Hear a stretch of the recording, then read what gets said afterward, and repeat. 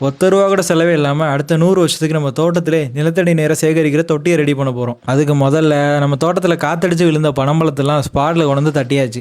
அப்புறமா பார்த்தீங்கன்னா மம்பட்டி எடுத்து 4 அடிக்கு ஒரு குழின்னு தோண்ட ஆரம்பிச்சாச்சு. நம்ம ஒரு தெங்காசியில் 4-5 நாளாக பெஞ்ச மழைக்கு பார்த்தீங்கன்னா மண்ணெல்லாம் அப்படி ஈரமாக இருக்குது. தொட பொருட்களை மம்பட்டி சல்லுன்னு போனதுனால தோன்றதுக்கு ரொம்ப ஈஸியாக இருந்துச்சு. தோண்டின கையோட குழிக்கு வருவதான்னு போட ஆரம்பிச்சாச்சு. பனம்பழம்லாம் மேக்ஸிமம் ஒரு 90% முளைச்சிரும். அதுவும் இல்லாமல் நம்ம ஊரில் இப்போ மழை பெய்யறதுனால மழையோட மழையை வச்சுட்டோம்னு வச்சுக்கோங்களேன், தன்னால் அப்படியே வளர்ந்து வந்துடும். இதுலேயும் 1-2 முளைக்காம ஒரு வேளை இடையில கேப் இருந்துச்சுன்னா அந்த கேப்பில் வந்து புதுசாக நம்ம விதையை கொண்டு போட்டுற வேண்டியதான். பனைமரத்துக்குன்னு பார்த்தீங்கன்னா எந்த ஒரு பராமரிப்புமே தேவையில்லை, அது பாட்டு வளரும். குழியும் பார்த்தீங்கன்னா பெரிய லெவலில் தோணும்னு அவசியம் இல்லை, ஒரு 2 மம்பட்டி தோண்டி உள்ளே போட்டாலே போதும். அப்புறமா அப்படியே மண்ணை போட்டு மூடிடலாம். இப்படி நம்ம வேலியோரமாக நம்ம தோட்டத்தில் பனைமரம் வைக்கிறதுனால குறைஞ்சது அடுத்த ஒரு 100 வருஷத்துக்கு பார்த்தீங்கன்னா நிலத்தடி நீர் வந்து ஜம்முன்னு இருக்கும். ஏன்னா பனைமரத்தில் இருக்கிற செங்குத்தான சல்லிவேர் வந்து மழை பெய்யறப்ப தண்ணியெல்லாம் அப்படியே உள்ள மண்ணுக்குள்ள அனுப்பிடும். இப்போ நம்ம பார்க்குற இவனெல்லாம் போன பேட்சில் நம்மளோட வளர்ப்பு தான். இவனெல்லாம் வளர்ந்ததுக்கு அப்புறம் நம்ம காட்டில் எப்பயுமே மழை தான். அதனால இந்த நல்ல விஷயத்த நம்ம தோப்புல 4 பக்கம் எல்லையிலையும் பண்ணிட்டு இருக்கோம். வடக்கிருந்து தெற்க வரைக்கும் ஃபுல்லாக வச்சுக்கிட்டு இருக்கோம். நம்ம சொன்னதை தாண்டி இன்னும் நிறையா பனைமரத்தினால யூஸ் இருக்குது. அதனால அந்த 4 அடி கேப் நிறையிற வரைக்கும் நம்ம தோட்டத்தோட ஓரம் ஃபுல்லாக வச்சுக்கிட்டே இருக்க போகிறோம்.